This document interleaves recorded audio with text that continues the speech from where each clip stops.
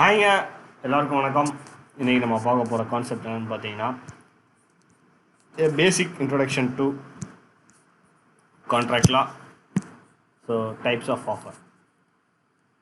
So contract லாவில் நம்ம எடுத்துக்கிட்டோம் அப்படின்னு பார்த்தீங்கன்னா ஆஃபர் அப்படின்னா என்ன? ஸோ நம்ம இப்போ இன்ட்ரடக்ஷன் டு கான்ட்ராக்ட் லா பார்க்குறோம். So there are 2 types of contract. ஒன்று யூனிலேட்ரல் கான்ட்ராக்ட், இன்னொன்று bilateral contract. So unilateral contract and bilateral contract அப்படின்னா என்ன டிஃப்ரென்ஸ் அப்படிங்கிறது என்ன அப்படின்னு பார்த்தீங்கன்னா, யூனிலேட்ரல் கான்ட்ராக்ட் அப்படின்னு என்னன்னு பார்த்தீங்கன்னா ஒரே ஒருத்தங்க மட்டும்தான் இருப்பாங்க. ஒரே ஒரு company, maximum it will be in the form of அட்வர்டைஸ்மெண்ட்ஸோ இல்லை ஒரு கம்பெனியோ சப்போஸ் சொல்லியிருந்த ஒரு இது பண்ணியிருந்தா, ஃபார் இன்ஸ்டன்ஸ் ஒரு அட்வர்டைஸ்மெண்ட் கொடுத்து சில விஷயத்தை நீங்கள் செய்யுங்க அப்படின்னு சொல்லியிருந்தா அதை யாராவது செஞ்சு அதுக்கப்புறம் அதை இதை நான் கான்ட்ராக்டாக பண்ணிட்டேன் அப்படின்னு சொன்னாங்கன்னா அது யூனிலேட்ரல் கான்ட்ராக்ட். பைலேட்ரல் கான்ட்ராக்ட்னா நம்ம எல்லாருக்குமே தெரியும், 2 பேருமே அதில் இன்வால்வ் ஆகிருப்பாங்க. ஸோ நம்ம definition of contract section 2H அப்படிங்கிறது கான்ட்ராக்டோட டெஃபினிஷன் இருக்குது. அதே மாதிரி செக்ஷன் 2E அக்ரிமெண்ட்டோட டெஃபினிஷன் இருக்குது. ஸோ செக்ஷன் 2H என்ன சொல்கிறாங்க அப்படின்னு பார்த்தீங்கன்னா, agreement that are enforceable by law contracts. அதே மாதிரி செக்ஷன் 2E இன்டர்பிரிட்டேஷனில் அக்ரிமெண்ட்டை எப்படி டிஃபைன் பண்ணியிருக்காங்கன்னா, every set of promise, each promise and every set of promise forming consideration for each other is an agreement. So இது டெஃபினிஷன் ஆஃப் கான்ட்ராக்டில் இருக்குது.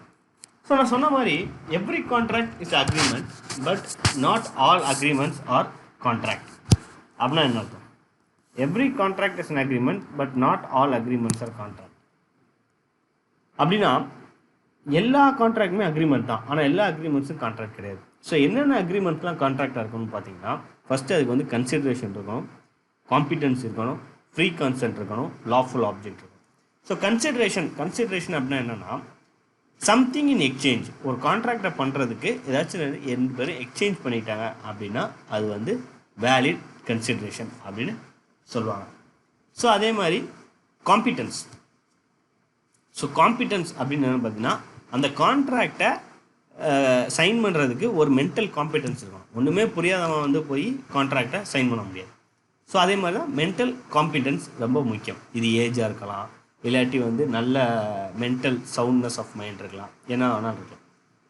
அடுத்து ஃப்ரீ கன்சென்ட் மூலமாக நம்ம கான்ட்ராக்டை சைன் பண்ணோம். இது செக்ஷன்ஸ் 13 to 22 கொடுத்துருப்பாங்க. அது மாதிரி லாஃபுல் ஆப்ஜெக்ட் லாஃபுல்லாக இருக்கணும். சப்போஸ் நம்ம 2 பேர் சேர்ந்து கான்ட்ராக்ட் வச்சுட்டு ஒரு பில்டிங்கை பாம்பு வைக்கலாம் அப்படின்னு சொல்லி கான்ட்ராக்ட் போட்டிங்கன்னா அது இன்வேலிட். ஸோ இதெல்லாமே லாஃபுல் ஆப்ஜெக்ட் கிடையாது. அடுத்து நம்ம இம்பார்ட்டண்ட்டான விஷயம் என்னென்னு நீங்கள் பார்த்தீங்கன்னா,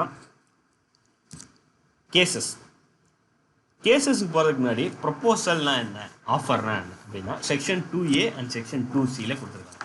செக்ஷன் 2A என்ன இருக்குன்னா, when one person signifies to another his willingness to do or to abstain from doing anything with a view to obtaining the assent of the other to such act or abstinence is said to make a proposal. இது section 2A. நம்ம section 2C the person making the proposal is called the promiser and the person accepting the proposal is called the promisee. இது section 2C. அடுத்து நம்ம பார்க்க போகிறது important case. இந்த case என்னென்னு பார்த்தீங்கன்னா, கார்லைல் வர்சஸ் கார்பாலிக் ஸ்மோக் பால் கோ அப்படிங்கிற கேஸ். இந்த கேஸில் என்ன பண்ணாங்கன்னா, இந்த கார்பாலிக் ஸ்மோக் பால் கோ அப்படிங்கிற கம்பெனி ஒரு ஸ்பாஞ்சு, இந்த ஸ்பாஞ்சு நீங்கள் யூஸ் பண்ணிங்கன்னா உங்களுக்கு ஃப்ளூ அப்படிங்கிற நோய், அந்த ஃப்ளூவே வராது அப்படின்னு சொல்லியிருந்தாங்க. அது மட்டும் சொன்னது மட்டும் இல்லாமல் அந்த ஸ்பாஞ்சை யூஸ் பண்ணி உங்களுக்கு ஃப்ளூ வந்தால் உங்களுக்கு 100 pounds தருவோம் அப்படின்னு சொல்லியிருந்தாங்க. இதை ஒருத்தவங்க வாங்கி யூஸ் பண்ணி அவங்களுக்கு ஃப்ளூ வந்துருச்சு. இதை கேஸ் போனப்போ அந்த கார்பாலிக் ஸ்மோக் பால் கோ என்ன பண்ணாங்கன்னா, இது கான்ட்ராக்டே கிடையாது, நாங்கள் சும்மா ஒரு அட்வர்டைஸ்மெண்ட் மாதிரி தான் போட்டோம், இதை நாங்கள் ஆஃபரே பண்ணலை அப்படின்னு சொல்லியிருந்தாங்க. ஆனால் கோர்ட் என்ன டிசைட் பண்ணுச்சுன்னா, இது ஜென்ரல் ஆஃபர். General offer. இதை யாராச்சும் நீங்கள் இப்படி சொல்லி யாராச்சும் அட்வர்டைஸ்மெண்ட்டில் சப்போஸ் நீங்கள் ஒரு ப்ராமிஸ் கொடுத்து அதை யாராச்சும் செஞ்சிட்டாங்கன்னா அது கான்ட்ராக்ட் முடிஞ்சதுக்கு மாதிரி ஆயிடும். அப்படின்னு சொல்லி இந்த Carlill vs carbolic smoke ball co அப்படிங்கிற கேஸை சொன்னாங்க. Advertisements are unilateral contract. அதே மாதிரி all contracts cannot be in writing. Contracts தான் ரைட்டிங்கில் மட்டும்தான் இருக்கணும் அப்படிங்கிற கான்செப்டும் கிடையாது. கான்ட்ராக்ட்ஸ் வந்து இம்ப்ளைடாக கூட இருக்கலாம். ஒரு விஷயத்தை செஞ்சு அந்த விஷயத்தை செஞ்சதுனால கூட ஒரு கான்ட்ராக்ட் ஏற்படலாம். ஸோ அது வந்து இம்ப்ளைடு கான்ட்ராக்ட்ஸ். ஃபார் எக்ஸாம்பிள் நீங்கள் ஒரு பஃபே இருக்குன்னா அந்த பஃபேல தட்டுலாம் எடுத்து சாப்பிட்றீங்க அப்படின்னா இந்த சாப்பிட்டதுக்கான பில்லை நீங்கள் கட்டி தான் ஆகணும். அது வந்து implied contract. Invitation to treat, அதாவது நம்ம ஆஃபரை வந்து இன்விடேஷன் டு ட்ரீட்லேருந்து டிஃபர் பண்ணோம். ஒன் ஆஃப் த முக்கியமான டிஃப்ரென்ஸ் என்னென்னு பார்த்தீங்கன்னா என்ன கேஸில் வந்துச்சுன்னா Gibson vs Manchester city council 1979 கேஸில் வந்து. ஸோ இதில் வந்து என்னென்னா negotiations to enter in to contract R invitations to treat and not offer. இதில் ஒருத்தர் வந்து ஹவுஸை வாங்குறதுக்கு அப்ளிகேஷன் போடுறாரு. அதுக்கப்புறம் அந்த ஹவுஸ் கவுன்சில் வந்து இந்த ஹவுஸ் நாங்கள் இவ்வளோக்கு தான் வைப்போம் அப்படின்னு சொல்லி ப்ரைஸ் போட்டிருக்காங்க. அதுக்கு அவர் என்ன சொல்கிறாருன்னா போகிற பாதை சரியில்லை, அதனால் இவ்வளோ ப்ரைஸ் கொடுக்க முடியாது அப்படின்னு சொல்கிறாரு. ஆனால் ஹவுஸ் கவுன்சில் வந்து அந்த ப்ரைஸை வந்து சேஞ்ச் பண்ண மறுக்கிறாங்க. கடைசியில் கிப்சன் வந்து இல்லை நான் முதல் ப்ரைஸையே வாங்கிக்கிறேன் அப்படின்னு ஒத்துக்கிறாரு. அப்படி ஒத்துக்கிட்ட பிறகும் அந்த ஹவுஸ் கவுன்சில் வந்து இல்லை ஹவுஸை நாங்கள் தர முடியாது அப்படின்னு சொல்கிறாங்க. ஸோ இது வந்து என்ன சொன்னாங்கன்னா கோர்ட்டில் இது வந்து ஒன்லி நெகோசியேஷன்ஸ், மியர் ஒரு கான்ட்ராக்ட் என்ட்ரு ஆகிறதுக்கு முன்னாடி வெறும் நெகோசியேஷன் மட்டும் பண்ணாங்கன்னா அந்த நெகோசியேஷன்ஸ் வந்து it cannot be offer, it will be considered only invitation to treat. இதே மாதிரி ஷாப்பிங்கில் எடுத்துக்கிட்டிங்கன்னா ஃபிஷர் vs பெல் அப்படிங்கிற கேஸில் price listed in catalogue is only invitation to sell அப்படின்னு சொல்லியிருக்காங்க. ஒரு கேட்டலாகில் ஒரு ப்ரைஸ் லிஸ்ட் பண்ணியிருந்தாங்கன்னா அது வந்து இன்விடேஷன் டு செல்லு மட்டும்தான், வேறு எதுவும் கிடையாது அப்படின்னு சொல்லியிருக்காங்க. அதே மாதிரி pharmaceutical society of Great Britain vs Boots cash கெமிஸ்ட்லேயும் இதே தான் சொல்லியிருக்காங்க. இந்த pharmaceutical society of Great Britain vs Boots cash chemist வந்து ஒரு லீடிங் லேண்ட்மார்க் கேஸ். இந்த கேஸில் வந்து என்னென்னா சூப்பர் மார்க்கெட்லேயோ இல்லை ஒரு இதுலேயோ ஷெல்ஃபில் வந்து குட்ஸ் வச்சுருந்தாங்கன்னா அந்த குட்ஸ் வந்து ஆஃபர் கிடையாது, அது வந்து ஒன்லி இன்விடேஷன் டு ட்ரீட். எவ்வளோ நாளைக்கு ஆஃபர் லாஸ்ட் ஆகும்னு பார்த்தீங்கன்னா நான் இன்றைக்கி ஆஃபர் பண்ணேன்னா நான் ஒரு 10 நாளில் வாங்கிடுவேன் அப்படின்னு சொன்னால் நீங்கள் 10 நாளில் அதை வாங்கிடணும். 10 நாளில் வாங்காமல் ரொம்ப நாள் டைம் எடுத்துக்கிட்டீங்க அப்படின்னா அன்ரீசனபிள் டைம் எடுத்துக்கிட்டீங்க அப்படின்னா அது வந்து ஆஃபர் வந்து லேப்ஸ் ஆகிடும்.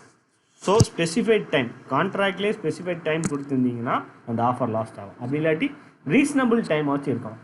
இதே மாதிரி தான் என்ன ஆச்சுன்னா ராம்ஸ்கேட் vs விக்டோரியா ஹோட்டல் vs மோட்ஃபயரில் என்ன ஆச்சுன்னா ஷேரை வந்து 5 மாதத்துக்கு கழிச்சு அலாட் பண்ணாங்க. ஸோ 5 மாதத்துக்கு கழிச்சு ஷேர் அலாட் பண்ணுறது வந்து அகெயின்ஸ்ட் தி பிரின்சிபல், அகெயின் ஒரு ரீசனபிள் டைம் கிடையாது அப்படின்னு சொல்லி அந்த கான்ட்ராக்டை அந்த ஆஃபரை இன்வாலிடேட் பண்ணிட்டாங்க. அதே மாதிரி நான் 10 ரூபாய்க்கு பெண்ணு தரேன் அப்படின்னு சொன்னால் நீங்கள் இல்லை 9 ரூபாய்க்கு தான் வாங்குவேன்னு சொன்னால் அதை வந்து என்னோட ஆஃபர் வந்து வேலிட் ஆகிடாது. ஏன்னா கவுண்டர் ஆஃபர், என்னோட ஆஃபர் வந்து இன்வேலிட் ஆகிடும். Counter offer will terminate the original offer. Hyde versus Wrench. அடுத்து இன்டென்ஷன் டு கான்ட்ராக்ட். நான் திரும்ப சொன்ன மாதிரி எல்லா அக்ரிமெண்ட்ஸும் கான்ட்ராக்ட் ஆகிடாது, ஆனால் எல்லா கான்ட்ராக்டும் அக்ரிமெண்ட்ஸ். அது ஏன்னா ஒரு அக்ரிமெண்ட் போட போகும்போது அதுக்கு ஒரு இன்டென்ஷன் இருக்கணும். இதை வந்து நம்ம லீகலாக பண்ணுறோம் அப்படின்னு சொல்லி. இப்போ நானும் என் ஃப்ரெண்டும் சேர்ந்து அக்ரிமெண்ட் போடுறோம், இன்றைக்கி ஈவினிங் ஃப்ரைடே ஈவினிங் நம்ம நெட்ஃப்ளிக்ஸில் படம் பார்க்கலாம் அப்படின்னு சொல்லி. அப்படி போட்டால் அந்த அக்ரிமெண்ட் வந்து கான்ட்ராக்ட் ஆகாது. ஏன் அப்படின்னு சொல்லி கேட்டிங்கன்னா எங்கள் 2 பேர்த்துக்குள்ளே ஒரு லீகல் இன்டென்ஷன் கிடையாது. நான் சப்போஸ் அவனுக்கு ஃப்ரைடே 7 மணிக்கு படத்தை காட்டல அப்படின்னா அவன் என்ன கோர்ட்டு கூட்டிகிட்டு போக முடியாது. இதுதான் வந்து intention to legal applications. The intention to enter into legal applications இந்தியாவில் எக்ஸ்பிளிசிட்டாக கொடுக்கல, ஆனால் இங்கிலீஷ்லால் அது வந்து எக்ஸ்பிளிசிட்டாக கொடுத்துருக்காங்க. ஸோ லீடிங் கேஸ் என்னன்னு பார்த்தீங்கன்னா பெல்ஃபர் vs பெல்ஃபர் 1919. இந்த கேஸில் என்ன அப்படின்னு பார்த்தீங்கன்னா husband agreed to send money while enjoying leave in England. Husband வந்து இங்கிலாண்டில் இருக்கும்போது அவர் வந்து சிலோனில் வேலை பார்க்குறவர். அவர் இங்கிலாண்டில் தன் மனைவியோட ஒய்ஃபோட ஹி வாஸ் ஹேவிங் வெக்கேஷன். இங்கிலாண்டில் இருக்கும்போது திருப்பி அவர் வந்து சிலோனுக்கு போனோம். சிலோனுக்கு போகும்போது என்ன ஆச்சுன்னா ஒய்ஃப் போக முடியாது, ஏன்னா ஒய்ஃபுக்கு வந்து சம் மெடிக்கல் இஷ்யூ இருக்கிறனால போக முடியாது சொல்லிட்டாங்க. ஸோ அதனால் என்ன சொன்னால் அவர் சிலோனுக்கு போனாலும் ஒய்ஃப் இங்கிலாண்டில் இருக்கிறதுக்கு தான் வந்து காசு தர்றேன், ஒரு அலோன்சஸ் மாதிரி தர்றேன் அப்படின்னு சொல்லியிருந்தாரு. அதை கொடுத்துட்டு இருந்தார். திருப்பி அவருக்கும் ஒய்ஃபுக்கும் சில பிரச்சனையானவங்க ஸ்டாப் பண்ணிட்டார். ஸ்டாப் பண்ணதுக்கப்புறம் ஒய்ஃப் வந்து போய் எனக்கு இந்த காசை தரணும் அப்படின்னு சொல்லி கேட்டப்ப கோர்ட் என்ன சொல்லிச்சுன்னா இது வந்து மியர் கான்ட்ராக்டே கிடையாது, மியர் அக்ரிமெண்ட் தான். There was no intention to contract. இதை வந்து லீகலாக பண்ணணும் அப்படிங்கிறது இன்டென்ஷன் இல்லை அப்படின்னு சொல்லி கோர்ட் சொல்லிச்சு. நம்ம சொன்ன மாதிரி ஜென்ரல் ஆஃபர், அதாவது ஒரு கான்ட்ராக்ட் வந்து ஜென்ரலாகவே பண்ணலாம் எல்லாருக்கும். ஃபார் எக்ஸாம்பிள் கார்லின் கார்போனிக் கேஸில் வந்து அந்த ஸ்மோக் பாலை வந்து யார் யூஸ் பண்ணி ஃப்ளூ வராமல் இருந்தாலோ ஃப்ளூ வந்தால் 100 pounds தருவோன்னு சொன்னது வந்து ஒரு ஜென்ரல் ஆஃபர் அட்வர்டைஸ்மெண்ட். அதே மாதிரி லால்மன் சுக்லா வர்சஸ் கௌரி டட் அப்படிங்கிற கேஸில் என்ன ஆச்சுன்னா கம்யூனிகேஷன் ஆஃப் ஆஃபர் இஷ்யூவில் வந்து இதில் என்ன ஆச்சுன்னா ஒரு ஒருத்தரோட நெஃப்யூ வந்து தொலைஞ்சு போயிடுவார். அவரை தேட சொல்லி சர்வெண்ட் அனுப்பிச்சிருப்பாங்க. மீன்வேல் இவர் என்ன பண்ணியிருப்பாருன்னா யாரெல்லாம் அந்த நெஃப்யூவை தேடி கண்டுபிடிக்கிறாங்களோ அவங்களுக்கு 100 ரூபா அப்படின்னு சொல்லி ஒரு ரிவார்டு ஆரம்பிச்சிருப்பாங்க. ஆனால் இது அந்த சர்வெண்ட்டுக்கு தெரியாது. ஃபைனலாக அந்த சர்வெண்ட் தேடி கண்டுபிடிச்சிருவாரு. ஆனால் தேடி கண்டுபிடிச்சாலும் அந்த சர்வெண்ட்டுக்கு அந்த ரிவார்டு போகாது. ஏன்னா இப்படி ஒரு ஆஃபர் இருக்குங்கிறதே அவருக்கு தெரியாது. அவருக்கு அந்த ஆஃபர் கம்யூனிகேட் ஆனால் தான் அவர் அந்த ரிவார்டை ஏற்றுக்கிற முடியும் அப்படின்னு சொல்லி லால்மன் சுக்லா வர்சஸ் கௌரி டட் கேஸில் இது பண்ணாங்க. அடுத்த இம்பார்ட்டன்ட் கேஸ் வந்து offer versus invitation to treat. இதில் வந்து ஹார்வி வர்சஸ் ஃபேசி. இதில் நம்ம என்ன திரும்ப சொல்கிறோம்னா ஆஃபரையும் இன்விடேஷன் டு ட்ரீட்டையும் டிஃப்ரென்ஸ் பண்ணணும். ஆஃபர் இருந்தால் மட்டும்தான் கான்ட்ராக்ட். ஆஃபர் இருந்து அதை இன்னொருத்தர் அதுக்கேற்ற மாதிரி அக்செப்ட் பண்ணால் அதுக்கு லீகல் இன்டென்ஷன் இருந்தால் கான்ட்ராக்டை க்ரியேட் ஆகும். அப்படி இல்லை அப்படின்னா இது வந்து ஒன்லி இன்விடேஷன் டு ட்ரீட் அப்படின்னு கன்செப்ட் பண்ணுவாங்க. இதில் லீடிங் கேஸ்ன்னு பார்த்தீங்கன்னா ஹார்வி வர்சஸ் ஃபேசி. இது எப்போ நடந்துச்சுன்னா 1893 ஒரு பெண்ணு விஷயத்தில் இவர் வந்து இந்த பெண்ணை எவ்வளோ கம்மியாக தருவீங்க அப்படின்னு கேட்டாங்க. அதுக்கு வந்து நான் ஒரு 900 rupees கம்மியாக தருவோம் அப்படின்னு சொன்னதை வந்து ஆஃபர்னு அவர் நினச்சிக்கிட்டார். ஆனால் அது ஆஃபர் கிடையாது, அது வந்து ஒன்லி இன்விடேஷன் டு ட்ரீட். சரிங்களா? ஸோ இது வந்து fundamentals and basics of contract law. இன்றைக்கி வந்து கான்ட்ராக்ட் லா பார்த்தோம். இது மாதிரி நிறையா பேசிக் லா டேர்ம்ஸ் வந்து என்னோடய சேனலில் பார்க்கலாம். என் சேனல் உங்களுக்கு பிடிச்சிருந்தா இந்த வீடியோவை சப்ஸ்கிரைப் பண்ணிட்டு இந்த வீடியோவை ஷேர் பண்ணிட்டு சப்ஸ்கிரைப் பண்ணுங்கள். அப்படியே அந்த பெல் ஐக்கனையும் கிளிக் பண்ணிடுங்க.